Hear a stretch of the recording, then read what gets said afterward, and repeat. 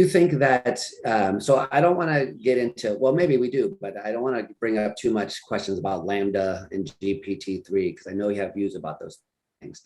But I wonder if you do think in any way at all, whether the kind of consciousness we have is simulatable or reproducible in a digital format. I mean, all of that is a bad joke. First of all, it has no theoretical content, none. Like, suppose I go to a physics conference and say, I got a great new theory that accounts for all laws of nature, whether they're known. All bets are off. Known, and it's so simple, I can say it in 2 words. Anything goes. Okay, that includes every law of nature, every actual one that we don't know.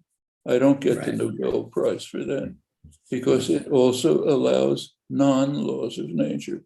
That's GPT-3 and Lambda. They allow everything. And they say nothing.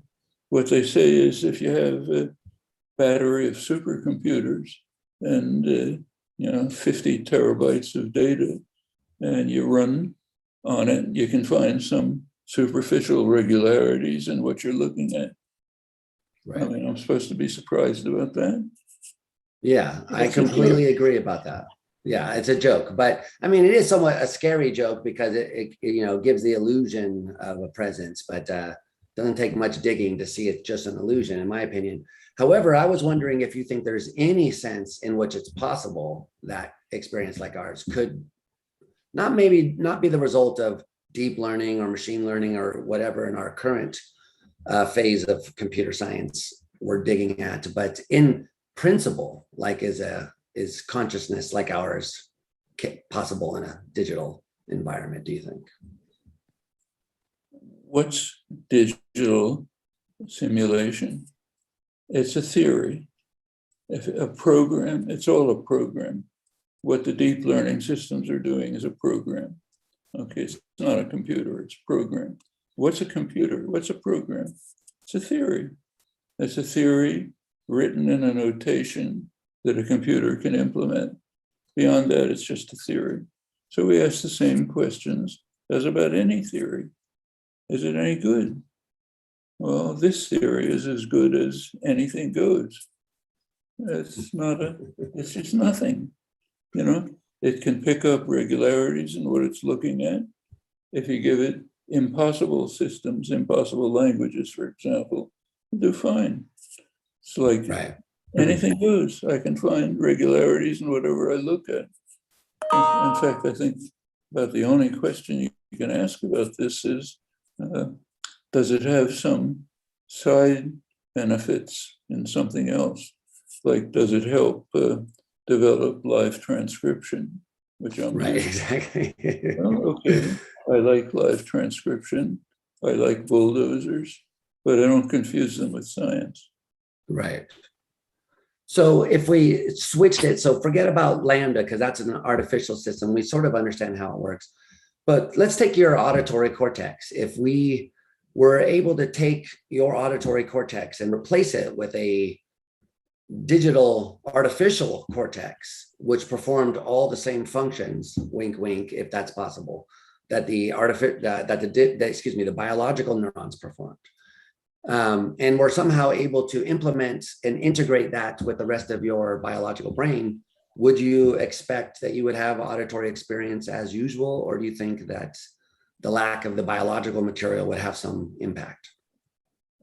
I frankly don't see that that's different from the question of whether if you changed all the cells in my body and replaced them with silicon cells, I could be running.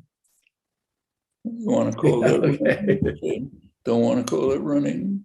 Not okay. It's just not a question. It's kind of like asking, does a submarine swim? You want to call it swim? It's a verbal question. I mean, but this is more of a, there will be a practical aspect to this when at some point people have to decide whether they want the artificial auditory cortex or not.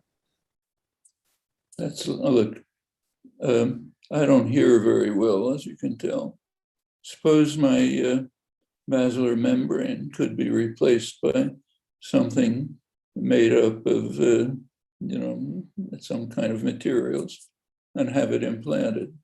Fine with me. In fact, I had it done with my eyes when I had a cataract operation. So now my eye, the lens is not the biological one, but some physical one or some other. Okay. Is that a philosophical problem? Yeah, no. So why? So you think it'll be much the same in that way with the brain? It's the same.